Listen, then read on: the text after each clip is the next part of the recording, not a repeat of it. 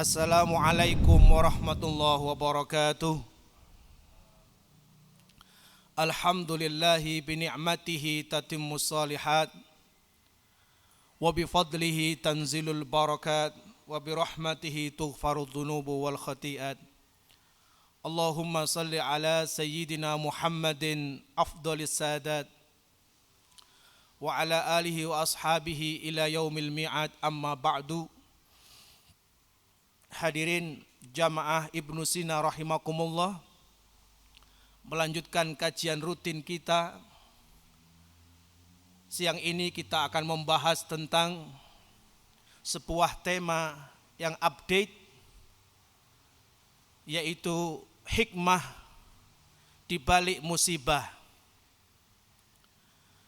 Akhir-akhir ini bangsa Indonesia ditimpa musibah yang beruntun. Mulai dari jatuhnya pesawat Sriwijaya Air SJ182 yang memakan korban 62 penumpang. Pada hari yang sama terjadi tanah longsor yang memakan korban jiwa di Sumedang. Beberapa hari kemudian terjadi banjir sampai 3 meter di Kalimantan Selatan. Satu kabupaten terkena banjir secara merata. Kemudian disusul dengan gempa berkekuatan 6,2 skala Richter di Sulawesi Barat, Majene dan Mamuju, yang memakan beberapa korban yang terdampak. 1.200.000 orang yang terdampak. Di Malang pada tanggal 19 Januari kemarin terjadi banjir di beberapa titik kota karena hujan yang begitu deras. Sampai hari ini erupsi yang disebabkan oleh Gunung Semeru dengan wedhus gembelnya, asap panas, lahar dingin telah menimpa di beberapa kabupaten Malang, Lumajang, dan Pasuruan.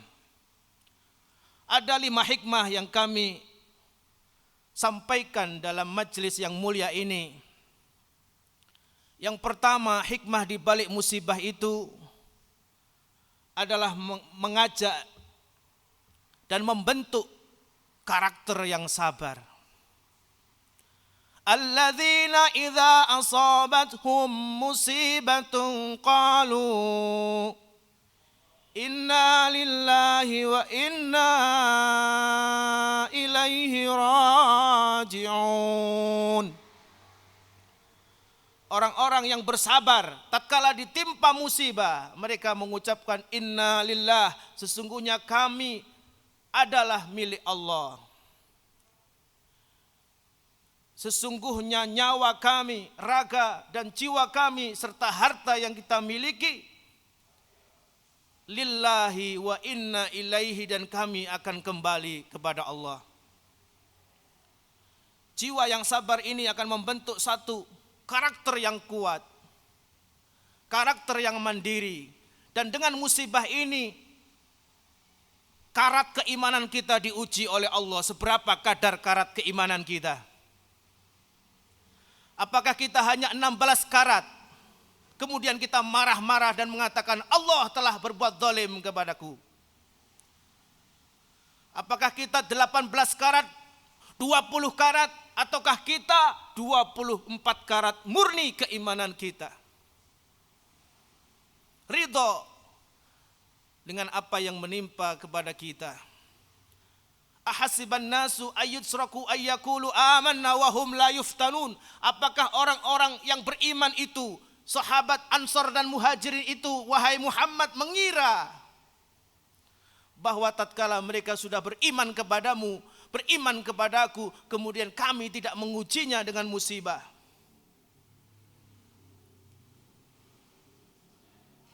Walina'lamallahu alladhina amanu wa la ya'lamal kadzibin. Sungguh Allah akan menguji mereka dan kadar keimanan mereka akan diketahui setelah musibah itu. Yang kedua, hikmah di balik musibah itu akan memperoleh derajat yang tinggi, rahmat dan ampunan dari Allah Subhanahu wa taala. Ulaika lahum salawatum mir rabbihim wa maghfiratun. Ulaika lahum salawatum wa maghfiratum mir rabbihim. Al-Baqarah 158. Mereka yang telah ditimpa musibah itu kemudian bersabar dan ikhlas, ulaika lahum salawatun. Mereka akan memperoleh keberkahan, pertolongan, wa maghfiratum mir rabbihim, dan pengampunan dari Tuhannya. Bisa jadi musibah kehilangan, musibah bencana, musibah pandemi yang saat ini kita lakukan adalah karena dosa-dosa dan kesalahan kita, dan Allah mengampuni. Dan kita membayar lunas dosa-dosa itu dengan musibah dan kesabaran kita. Hikmah yang ketiga, Allah mengajak untuk bertaubat, taubatan nasuha, wa tubu ilallah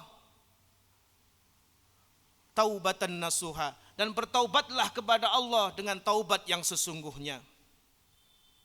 Selama ini kita mengira bahwa musibah bencana terbesar adalah tsunami Aceh.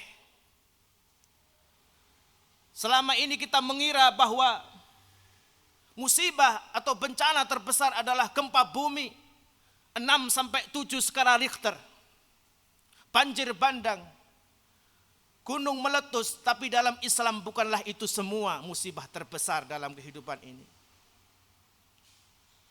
Musibah terbesar dalam kehidupan ini menurut Islam adalah musibah akhlak, musibah jahiliyah,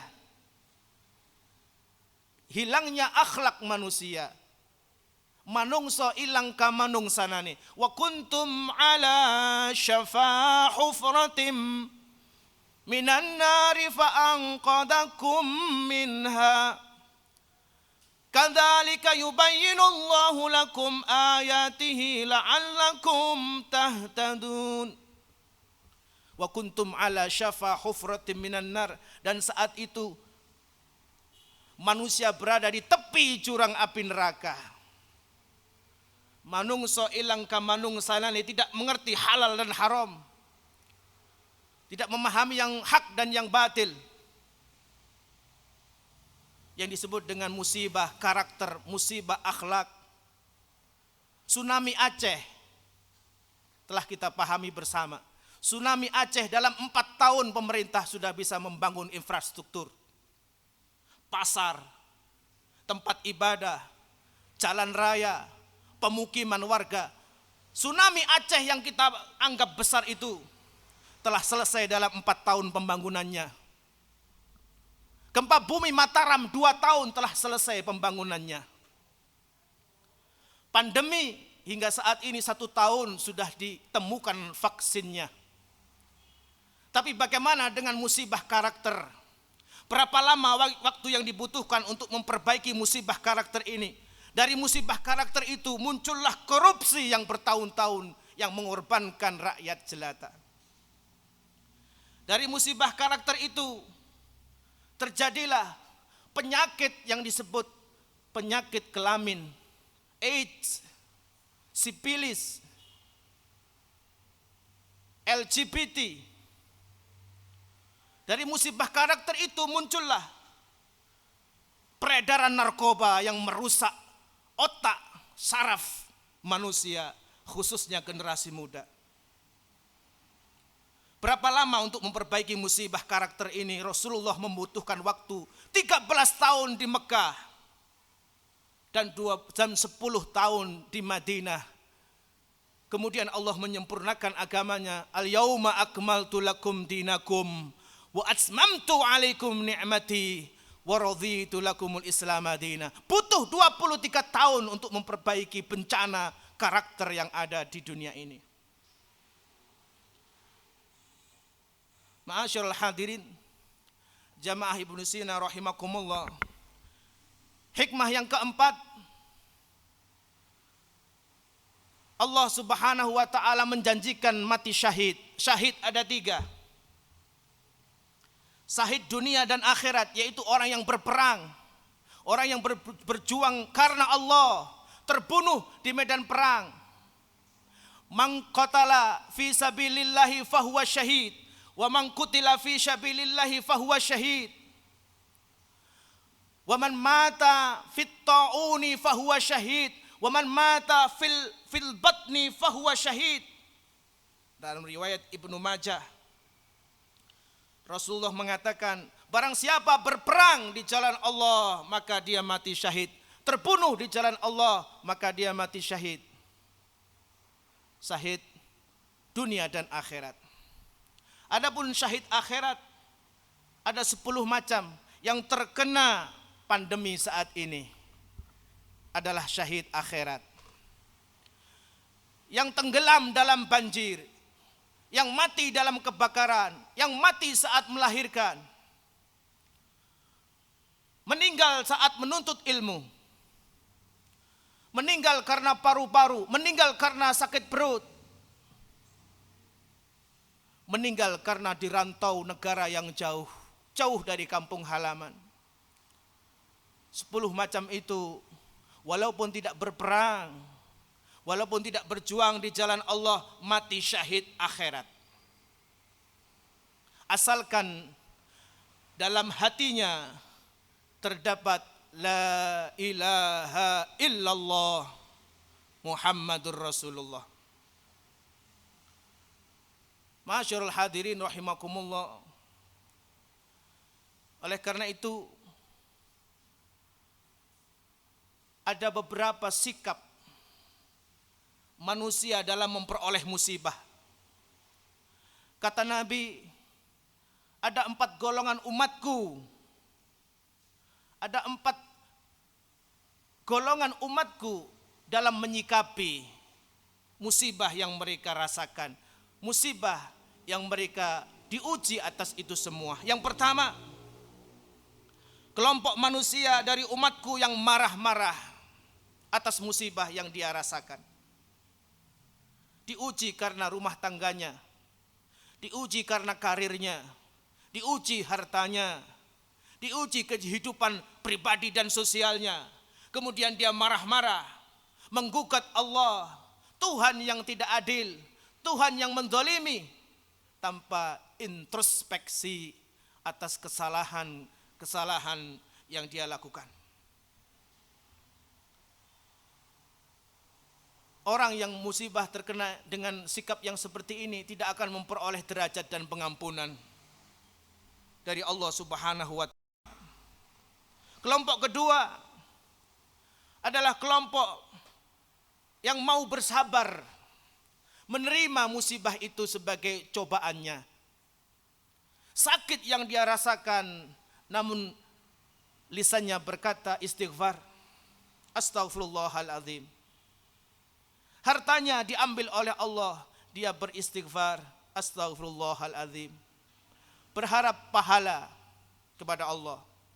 Allahumma ajirni fi musibati waj'alhu khairan minhu. Nabi mengajarkan satu doa tatkala kita terkena musibah. Ucapkanlah Allahumma ajirni fi musibati. Ya Allah, berikanlah pahala atas musibah yang aku alami. Waj'alhu khairan minhu, waj'alhu li khairan minhu, waj'alhu li khairan minhu, dan jadikanlah musibah dari musibah itu sesuatu yang lebih baik dariku. Sebagaimana Ayub alaihissalam bersabar atas musibah yang dia derita dan Allah mengembalikan anaknya, mengembalikan ternaknya, mengembalikan kesehatan dan derajatnya di antara manusia dan kaumnya saat itu. Masyarul hadirin, sikap yang ketiga adalah ridho. Ridho dengan keputusan Allah. Sebagai rukun Islam yang keenam, al-qada'u wal qadar, bahwa manusia telah ditakdirkan oleh Allah kapan dia bahagia dan kapan susah. Namun nasibnya masih berada di tangan. Mungkin kita ditakdir kecelakaan, tapi tatkala kita berangkat dan selama perjalanan mengucapkan la ilaha illallah, subhanallah, walhamdulillah, wa la ilaha illallah, wallahu akbar, terjadilah kecelakaan, namun kecelakaan yang kecil. Padahal takdirnya adalah kecelakaan itu kecelakaan yang cukup besar menimpanya. Takdir Allah terjadi kecelakaan, namun nasibnya tergantung dari manusia itu sendiri. Wa an laisa lil insani illa ma sa'ah. Terkadang Allah pun mengganti takdir itu karena doa. Terkadang Allah mengganti takdir itu karena usaha. Ma'asyiral hadirin rahimakumullah. Sikap yang keempat adalah bersyukur. Kita mungkin bertanya, bagaimana musibah kok bersyukur? Musibah dalam tingkatan yang tertinggi, derajat para nabi dan rasul, para aulia Allah, menyikapi musibah bukan hanya bersabar. Menyikapi musibah bukan hanya ridho, tapi bersyukur sebagaimana ajaran Nabi dalam hadisnya. Jika engkau menghadapi suatu kejadian yang tak kau sukai, jika engkau melihat atau mengalami kejadian musibah yang kau tak sukai, ucapkanlah alhamdulillah ala kulli hal. Jika engkau menghadapi dan melihat sesuatu yang kau senangi, nikmat yang kau terima dan kau senangi, ucapkanlah alhamdulillahilladzi bi ni'matihi tatimmus shalihat. Begitulah akhlak yang diajarkan oleh Nabi kita Muhammad sallallahu alaihi wasallam. Tatkala menerima musibah berarti ujian telah kita lalui. Tatkala ujian telah kita lalui berarti kita naik kelas. Derajat kita di antara derajat para manusia telah dinaikkan oleh Allah. Derajat kita di surga, surga kita telah naik satu tingkat lagi. Jannatul ma'wa, Darus Salam, Darul Firdaus, dan surga ke-8 yang tertinggi, Jannatu Aden. Semuanya akan memperoleh tingkatan sebagaimana tingkatan kadar keimanan dan cobaan yang telah dialaminya. Semoga bangsa Indonesia terbebas dari musibah corona. Semoga bangsa ini oleh Allah dirahmati dan dilindungi dari segala fitnah, bencana alam, dan khususnya bencana karakter, sehingga generasi kita dijadikan generasi yang beriman, memiliki akhlak Al-Quran, dan memiliki yaitu uswatun hasanah dari Nabi Muhammad sallallahu alaihi wasallam. Demikian kajian yang singkat ini, semoga bermanfaat. Wassalamualaikum warahmatullahi wabarakatuh.